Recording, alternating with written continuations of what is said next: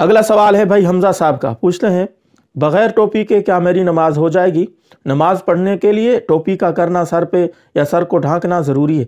देखिए मोहतरम, बगैर टोपी के क्या आप कमीज़ उतार लें, सिर्फ चड्डी पहन लें जो नाफ से लेकर घुटनों तक जाती हो, फिर भी आपकी नमाज हो जाएगी। बगैर सलवार कमीज़ के भी हो जाएगी, लेकिन ये जो सतर है ये ढका हुआ हो तो नमाज हो जाएगी। लेकिन एक अदब, तहजीब और सलीका होता है, वो नहीं रहेगा, क्योंकि आप कमीज़ उतार के, शर्ट उतार के बिल्कुल ऊपर, नाफ से ऊपर नंगा बदन हो, इस तरीके से किसी मजलिस में, किसी महफिल में नहीं जाना पसंद करेंगे।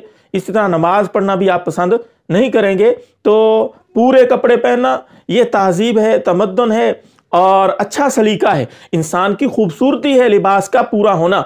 इसी तरह मेरे मोहतरम, नमाज के लिए भी सर का ढक्का होना ये सलीका है, तमद्दुन है, तहजीब है, अदब है, एहतराम है, इंसान खूबसूरत मालूम होता है। बग़ैर टोपी के अगर कोई नमाज पढ़ रहा हो, सर नंगा हो, अजीब सा महसूस होता है, तो ये अच्छा अमल नहीं है बग़ैर टोपी के नमाज पढ़ना।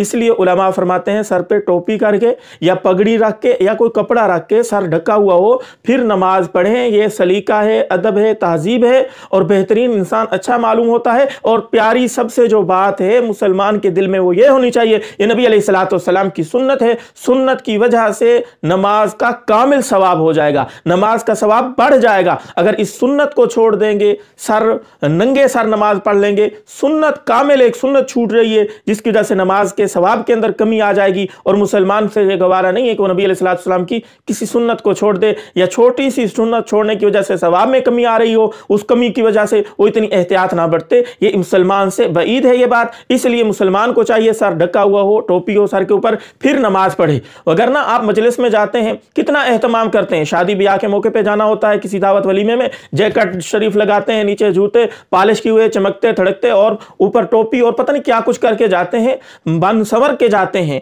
तो अल्लाह के दरबार में जो तमाम बादशाहों का बादशाह है, अजीमुशान है, इतना आली दरबार है, अल्लाह रब्बुल इज्जत ने आपको सजदा व सजूद होने की, नमाज पढ़ने की तौफीक दी है। तो अल्लाह रब्बुल इज्जत के हुजूर सामने खड़ा होने का भी एक अदब है, तहजीब है, तमद्दुन है, खूबसूरती है। अल्लाह रब्बुल इज्जत सामने इस तरीके से खड़ा हुआ जाए कि सर ढका हुआ हो, पूरे बदन पे साफ सुथरे कपड़े हों, तो फिर मजा आएगा उस नमाज का मेरे मोहतरम। और नबी अलैहिस्सलाम की ये हमेशा की ये सुन्नत है कि कभी भी नमाज या वैसे नबी अलैहिस्सलाम का सर नंगा नहीं हुआ। सहाबा फरमाते हैं कई दफा नबी अलैहिस्सलाम सर ढका हुआ होता था, सर पे पगड़ी होती थी, इसी हालत में सो भी जाते थे।